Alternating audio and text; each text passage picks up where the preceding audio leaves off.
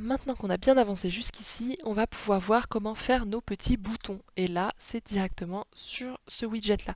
On va pouvoir l'intégrer, mince, hop, l'intégrer à notre site et choisir de le modifier. Donc là, de base, je pense que nos boutons sont en bleu, donc on va directement aller changer la couleur de l'arrière-plan pour pouvoir le voir.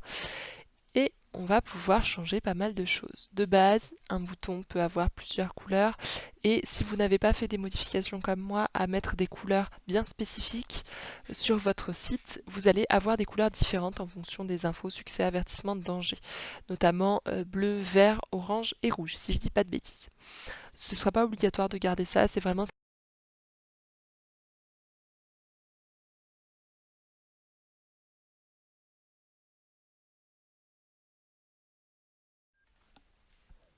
J'avais perdu le micro pendant quelques secondes. Je disais donc que c'est clairement pas obligatoire de passer par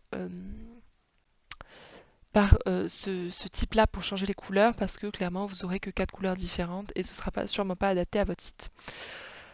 Maintenant, vous pouvez ici choisir de, euh, de mettre un texte bien spécifique sur votre bouton. Vous pouvez ici renseigner le lien de votre bouton, l'aligner, toujours la même chose, choisir sa taille et pouvoir lui rajouter si vous voulez une icône.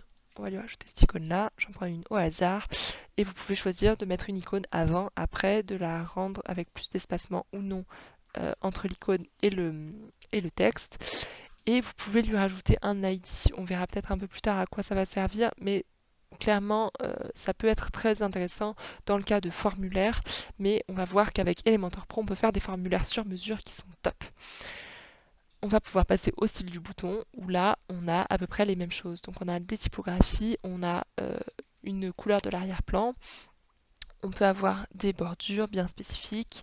Donc on peut très bien avoir une bordure et puis choisir qu'elle soit pas sur toute la, tout le tour pour pouvoir choisir donc la bordure. On peut très bien choisir une bordure de 5, je me suis emballée, de 5 pixels de large, mais finalement on la veut que en haut et à gauche.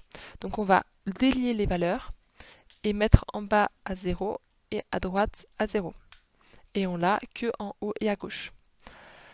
On va pouvoir changer la couleur de la bordure, hop, et son rayon. Donc toujours la même chose pour ça, hop, hop. Si vous voulez faire un bouton rond, c'est tout bête. Vous pouvez rajouter des marges internes, des ombres, et les réglages avancés sont encore les mêmes. Vous pouvez faire des custom CSS si jamais vous voulez des boutons bien spécifiques, vraiment très spécifiques, mais on verra en fonction de vos besoins comment faire du custom CSS.